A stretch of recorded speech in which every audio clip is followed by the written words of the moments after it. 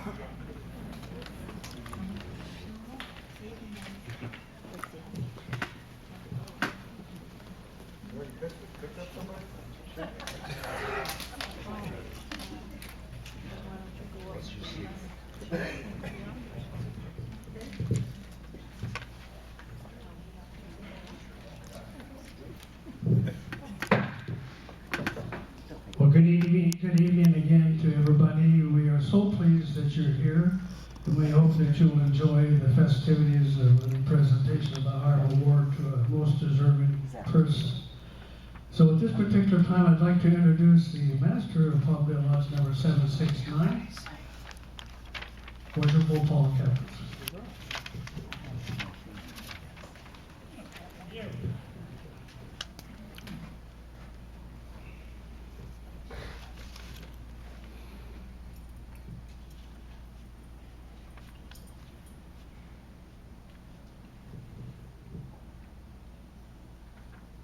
Brother Marshall. Brother to my mouth. How's that? Better? Better. Okay. Like an ice cream cone? Yes. Chocolate. Okay. Escort Brother Jim Chormicle into the lodge.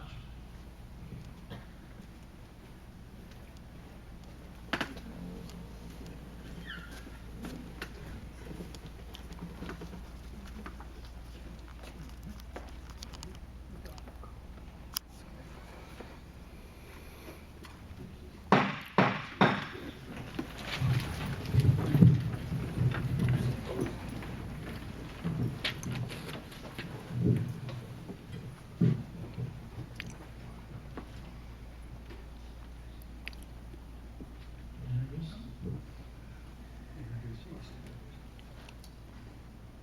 Oh, we know yours.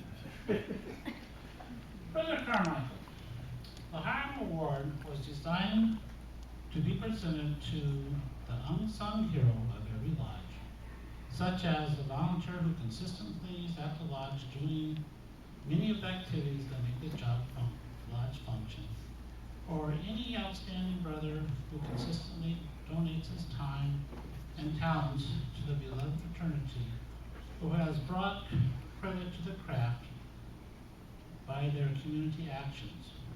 You have been selected as a Hiram Award recipient of Palmdale Lodge 769.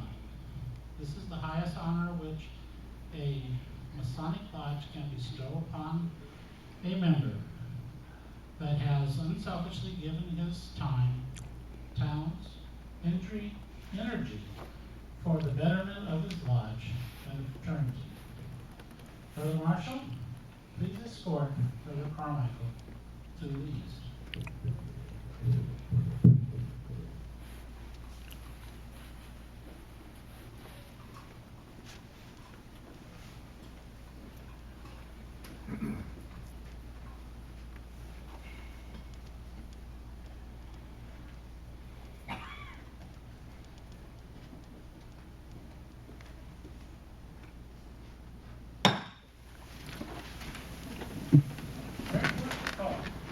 Now, thanks.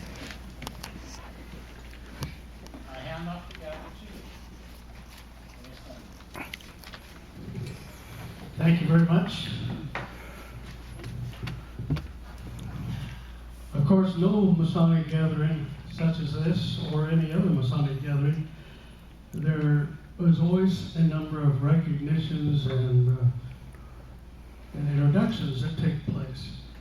So, I have a few that have seen fit to put their names on here for whatever position they may hold, but I'm going to have to group some of these kind of together so that we don't miss out on anybody.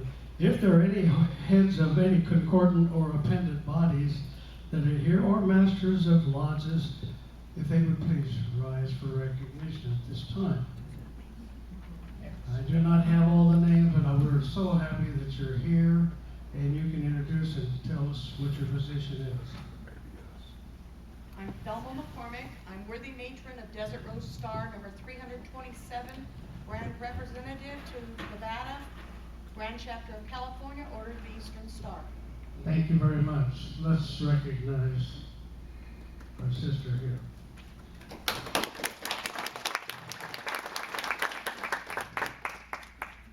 Also, there may be some of our youth groups, heads of our youth groups are here, and we'd like to recognize them at this time. So, the Rainbow for Girls was very, very generous and kind to serve our dinners here tonight, and I see we've rushed them through their dinner, and now they're here. So, if there are any of the youth group, heads of the youth groups, bodies, and members, please stand for recognition at this time.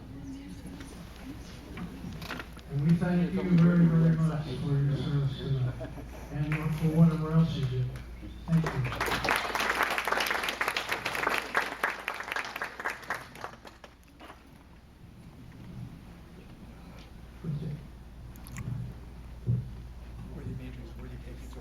Oh, we have a worthy patron over here that I didn't see. Sorry about that.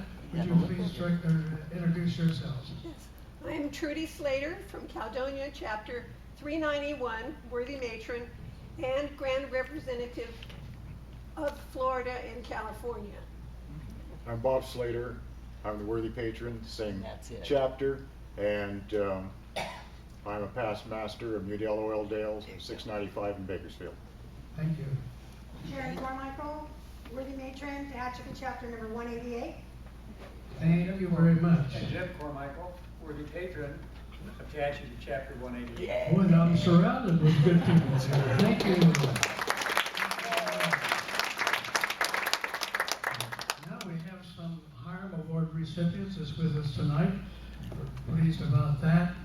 We have, if they would stand as their names are called, Merle Boucher, Bob Slater, Richard Schock, Michael Ritchie, and Henry Weaver, and Don Holloman. Don did not sign up, but I still recognize him anyhow. Thank you very much for being here.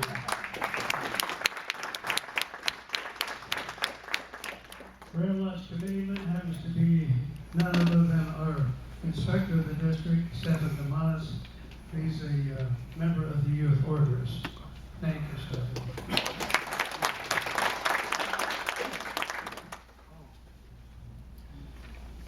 And incidentally, he is our district inspector of District 701, and he will be participating here shortly. So we will continue on with the program at this time. At this time, I'd like to introduce our senior warden, Brother Henry Weaver, who will present a biographical sketch of the recipient. Henry? Thank you so much, Hal. I'm gonna try to make it through this without making too many jokes at Jim's request. Jim moved to Palmdale in 1949, about the time they invented wills. He attended elementary school in Palmdale and graduated from Palmdale High School in 1960. He's only a couple years old, yeah. He then attended Allen Valley College before going into the Army. He was stationed at the 6th Army headquarters and was a member of the 6th Army Band, where he played the trumpet. I always knew he was a blowhard. After returning from the Army, he started working in the aircraft industry in Palmdale. He worked for Northrop, Douglas, and Lockheed. He started flying and eventually became a flying instructor. That's why these guys are so dangerous. He started flying and eventually became an instructor. During the time, he returned to college and graduated from Cal State University Northridge in 1974 with a BA in psychology. In 1982, he began his career with the Department of Corrections. No, he wasn't a prisoner. He worked there. He started as a correctional officer, then to a correctional sergeant, then a parole agent, where he worked in the Antelope Valley for 19 years. He retired in 2006. Jim is an avid pilot, owns a twin Comanche, which he showed me pictures of. It's a pretty airplane, which he enjoys flying. He was raised to a Master Mason in December 12th, 1985, and he still had hair. That's what I heard. Isn't that right, Sharon? In 1965, he made one of the best decisions of his life. He married his lovely wife, Sharon. Did you tell her? Tell her what? That you were married? He began a lifelong journey with her. This eventually led to him becoming a Master Mason. This was because she forced him to. No. She wanted him to be a member of the Order of Eastern Star. And to do so, he had to become a Mason. His daughter was a Rainbow Girl. Okay. And at that time, you had to be a Mason or a member of Eastern Star to attend any youth meetings. No pressure there. So he became a Mason. Jim was initiated into Eastern Star in 1987. I'm losing my voice. You are. Sharon was a worthy matron in Palmdale at that time. Since then, he has served as worthy patron 12 times. He's been an associate patron 7 times. Twice he's done it with Sharon and once with his daughter as a patron. Let's clarify that.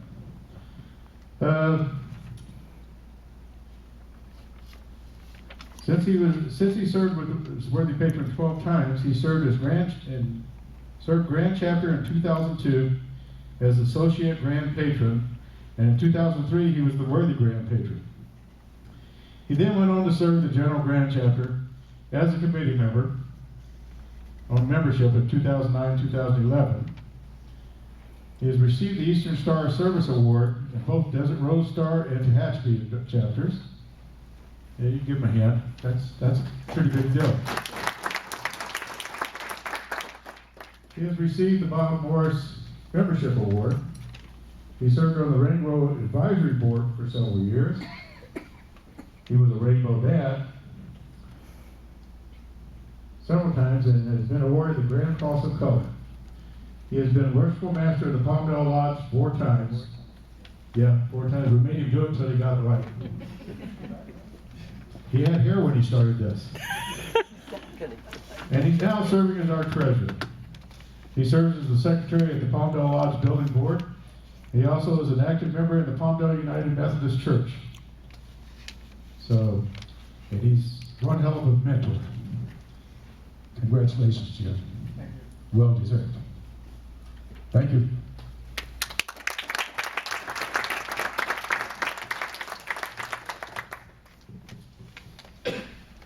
Tonight we have the pleasure of having our district inspector of District 701, and that happens to be Worshipful Stephen Demanis, who is a past master of Old West Lodge. And he is here tonight to share with you some of the facts about the Hiram Award. Worshipful Stephen. Thank you.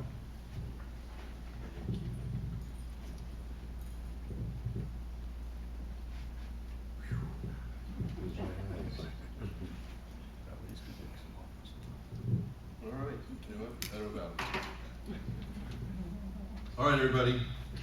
Tonight, Palmdale Masonic Lodge Number 769 honors the very special brother, James Chormicle, by presenting him with the Hiram Award.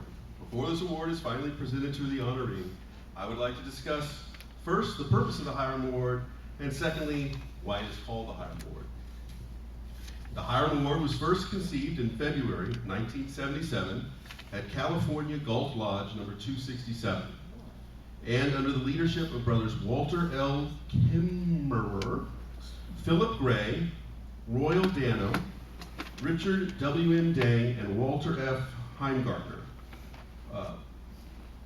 It was adopted as a Grand Lodge Award in 1978. The Hiram Award was designed to be presented to the unsung hero of every lodge, or as one of his brothers so aptly put it, the invisible Mason. He is the volunteer who makes the coffee at each meeting, who sets the tables, or works diligently in the kitchen, not only in preparation of our repasts, but in cleaning up.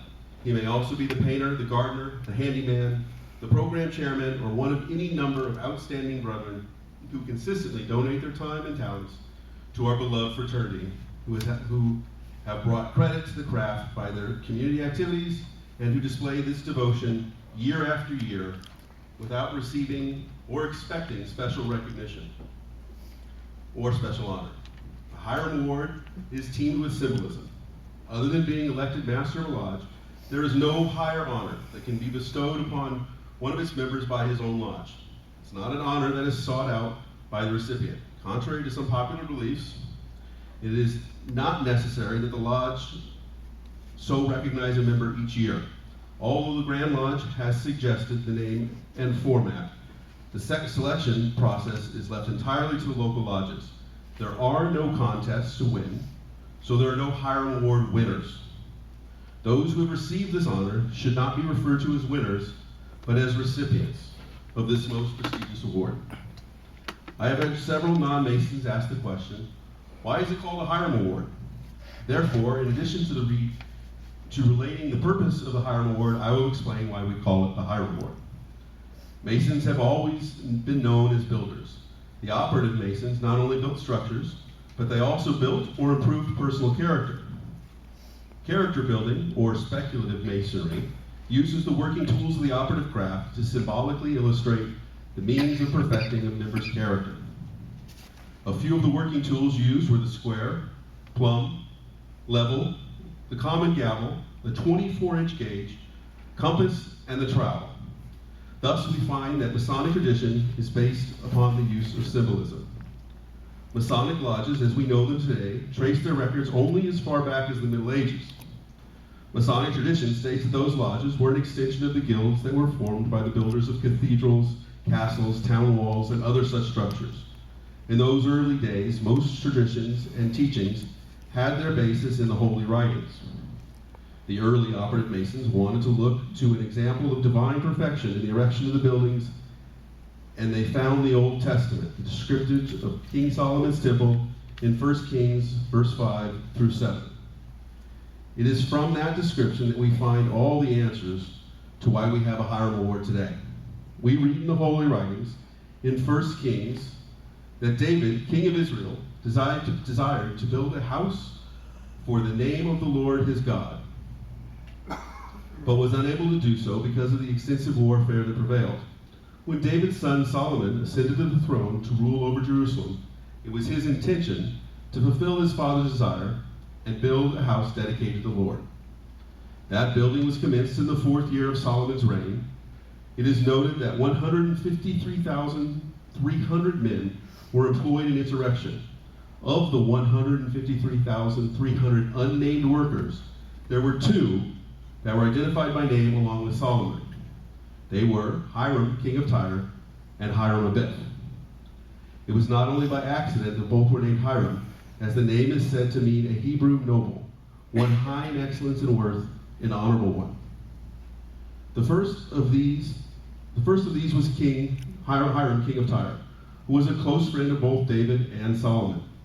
The second was Hiram Abiff, a member of the tribe of Naphtali in the kingdom of Tyre. When King Hiram learned of Solomon's plan to build the temple, he wanted to participate, or in some way contribute to its completion. And so we read that Solomon asked his friend Hiram, king of Tyre, to supply timbers from the forest of Lebanon for the building, which was done. Yet there was still a need for a principal architect or designer. King Hiram recommended Hiram Biff, an artisan who had the necessary skills and who resided in the kingdom of Tyre. Summarized from the Bible, 1 Kings and 2 Chronicles. And Solomon sent and brought Hiram from Tyre. He was the son of a widow of the tribe of Naphtali, and his father was a man of Tyre, a worker in bronze. And Hiram was full of wisdom, understanding, and skill for making any work in bronze. He came to King Solomon and did all his work. 7 years were occupied in the building. Thus, the building of King Solomon's temple, in addition to King Solomon, there were 2 men of importance named Hiram, or 2 men of honor, Hiram, king of Tyre, and Hiram Biff. Today, no greater symbol than the name of Hiram could be chosen to represent the builder of a temple, or the leader of its members. In the lodges today, the builders do not necessarily practice the operative skills of erecting buildings, but rather the speculative skills of making good men better, promoting the continuance of the lodge, and in general, always being ready to assist in every endeavor. Like the operative masons, these skills also involve many hours of time and effort. The lodge has chosen to recognize one of its members by symbolically anointing him with the name of Hiram. Like the tools of the operative mason, the name Hiram is a symbol to represent a special builder or character in the speculative sense. The word Hiram also represents the nature of the brother's commitment to our beloved fraternity in general and to his lodge in particular. Tonight, we recognize Brother Chormicle, a brother whose involvement, commitment, and never-ending contributions have been an important part of the success of this lodge. Just as Hiram, king of Tyre, and Hiram Biff worked so lovingly toward the completion of their temple, so has this brother worked. So lovingly, the successful completion of all the work done in this lodge. Brother Chormicle is truly worthy of possessing the symbolic name of Hiram. Although the certificate and Hiram medallion come from Grand Lodge, this is not a Grand Lodge award. This is much more than that. The selection of the recipient is made by the Lodge, not by Grand Lodge. It comes with love, respect, and appreciation from the very hearts of the brethren of Palmdale Masonic Lodge. Worshipful Cappers, where are you? There you are. It is fitting, therefore, that the delivery of the certificate to you as master of this lodge to make the presentation to Brother Chormicle on behalf of the members of Palmdale Masonic Lodge, number 769.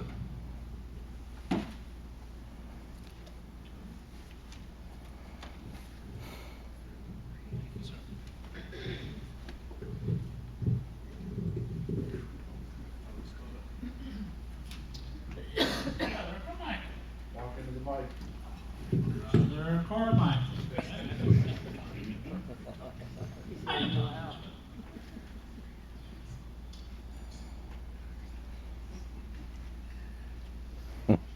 I hand you this beautiful award, certificate.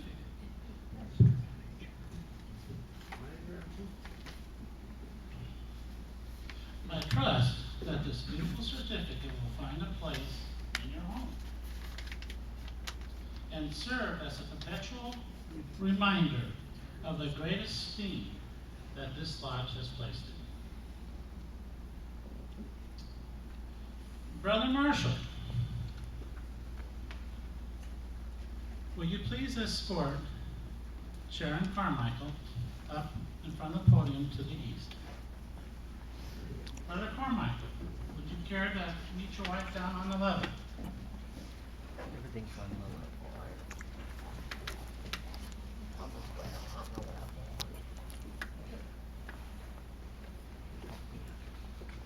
Active members of any lodge recognize that the success of our Masonic activities depends greatly on the support, the encouragement, and the help of the lady of our life.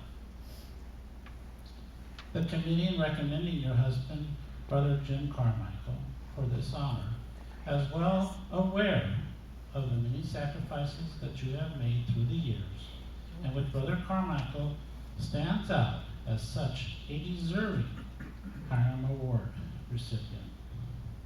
It is curious to note that Hiram Abiff's name is almost never mentioned in Masonic history, except in connection with that of a woman, his mother, and the fact that he was his mother's son. And this presentation this evening is testimony that at least for tonight, Brother Chormicle is indeed the favored son of Palmdale Masonic Lodge 769, who have made their selection wisely, for they have chosen a man who is sincere, compassionate, dedicated, and a man whose deed follows his word, a man with whom honor is sacred and virtue safe.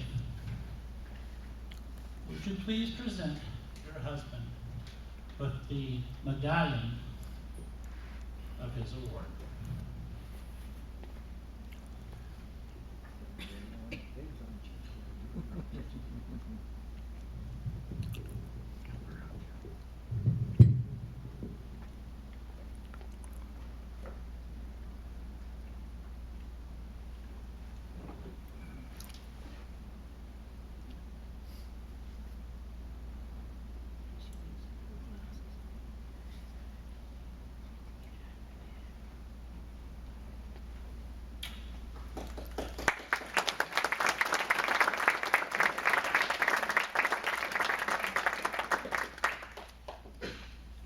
And this is a token of our thanks and a hug of our sincerity. Brother Marshall, would you escort Mrs. Chormicle back to her chair?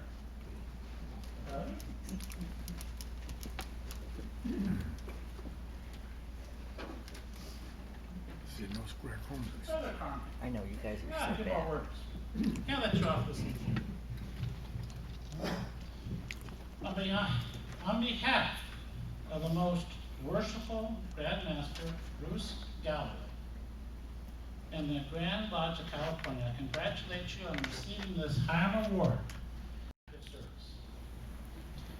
Thus, to inspire more of us to pattern our Masonic careers by your example.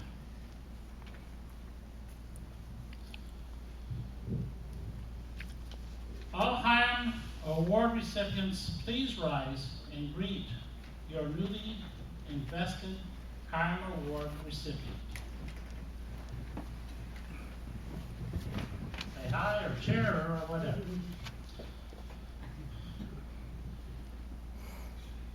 Okay. The following reps of the gavel are intended to have all Master Masons rise.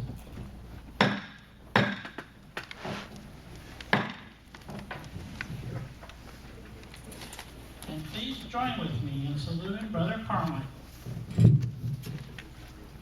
with a battery of 3 times 3.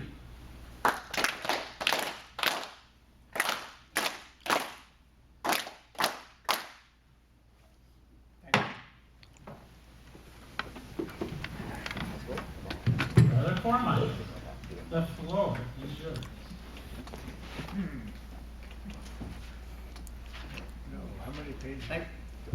Thank you, be a mistake. Talk into the mic.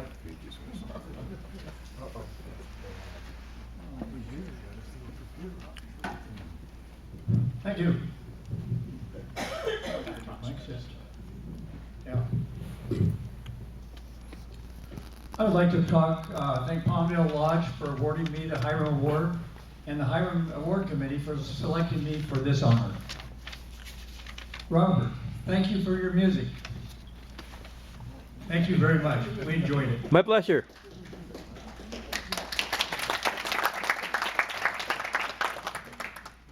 To put it in event like this together, or any event where you're honoring somebody or doing some type of reception, it takes many hands. And tonight, Brother Les Walter, back in the corner, fixed the meal, did all the shopping, did all that stuff, and got the meal ready. He was assisted by Jeff Whitfield, our chaplain, and by Lucetta's back here someplace. Thank you. And also Jeff Whitfield's wife, she was involved back there. So they did a wonderful job, and thank you for doing that for us.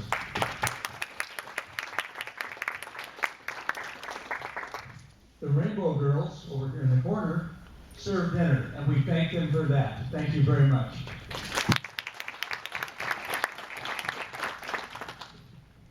Lucetta Coppers is in fact the worthy matron.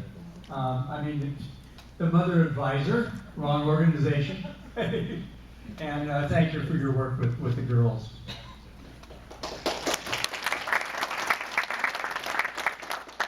And I'm looking for Penny Owens, the Grand Deputy. She's hiding. Inside. We need to recognize her. She set up the decorations on the tables. She does a wonderful job, and she did that for us. So, Penny, if you can hear us, thank you.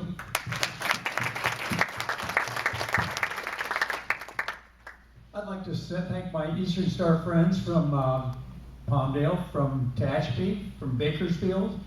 We have a group of people that came over for that from far off. So thank you very much for coming over here and joining me in this award. I became a Master Mason in 1983. I gave back my proficiency and became a member of the Order of the Eastern Star.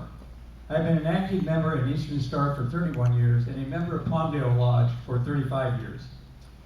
After retiring, I became an active member of the Lodge and was convinced or coerced by Michael Ritchie to become a junior warden. And that's probably because he was looking at another 2 or 3 years as master, and I think he had, kind of wore him out. It wore him out. So, thank you, Mike. Thank you. Back to why I became a Mason.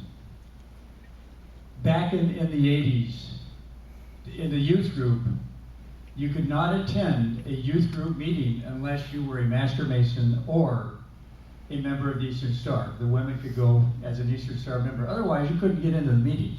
You couldn't just be a parent. You had to go through that process. So my daughter and my wife wanted me to become a Mason so I could go to their organizations, and I did that.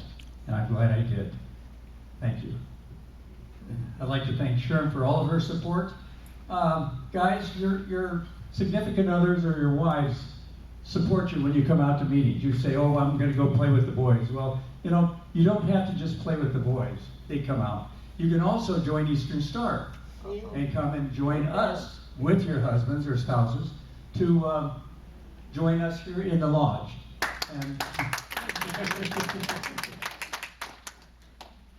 And this is kind of how this organization works. You have the Masons, you have the Eastern Star, you have the youth groups. We all belong to the same organization. And you need to get involved not only with your husband and go join Eastern Star, but have your children become either a member of the DMLA or Rainbow or Joe's Daughters. We support each other, and this is how we need to grow. In 2000, whatever it was, 9, I became a Grand Chapter Committee member with Eastern Star on the membership committee. And that was an important part of what we did. When I was worthy Grand Patron, we also tried to get membership going and growing. And it's an interesting problem.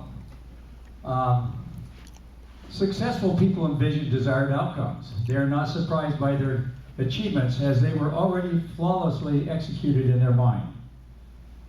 Imagination sets the goal or picture that the automatic mechanisms work on. We act or fail to act not because of will, as is so commonly believed, but because of lack of imagination. Walt Disney was a giant in the world of imagination. On Saturdays, Disney took his daughters to the local park to ride the merry-go-round and play. While sitting on the bench eating snacks and watching his children enjoy their rides on the carousel, Disney imagined an elaborate family park filled with happy families. He put every detail into place, from the Pirates of the Caribbean to Main Street, USA. Disneyland is a result of Disney's ability to create the future in his mind. First comes the thought, then the organization of that thought into ideas, then transformation of those plans into reality. The beginning, as you will observe, is your imagination. We need to envision what we want Palmdale Lodge to be in 5, 10, or 15 years from now. Once you have seen the finished product, we need to use our imagination to fill in the blanks. And that goes for our youth groups and our Eastern Star. Imagine what we could be instead of what we are.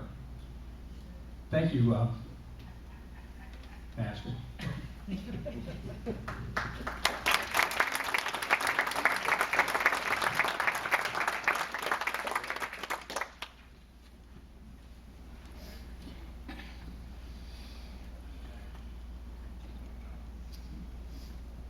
Master of Ceremonies, would you care to take the next steps of our ceremony? Thank you. As we are about to adjourn and have the benediction from our lodge chaplain, Brother Jeff Whitfield, I would ask that our recipient and his wife would take their position right in front of the podium here, the lectern. And for those of you who might want to come up and extend your congratulations, that'll be an opportunity for you to do that. But after the benediction, I would request that all would retire to the dining room for dessert. And other hireable recipients, if you would, stick around because I'd like to take a few pictures after everybody else has gone to the dining room. So at this time, Brother Jeff, we'll render the benediction.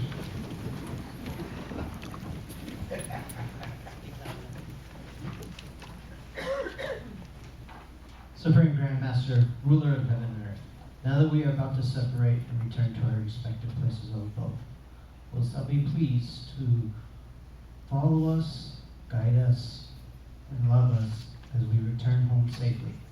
May you look over the firefighters that are fighting the wildfires. May you look over our military as they serve. All this, amen. Thank you very much, and if you would, all those others other than Hiram Award recipients would please retire and join us in the dining room for dessert.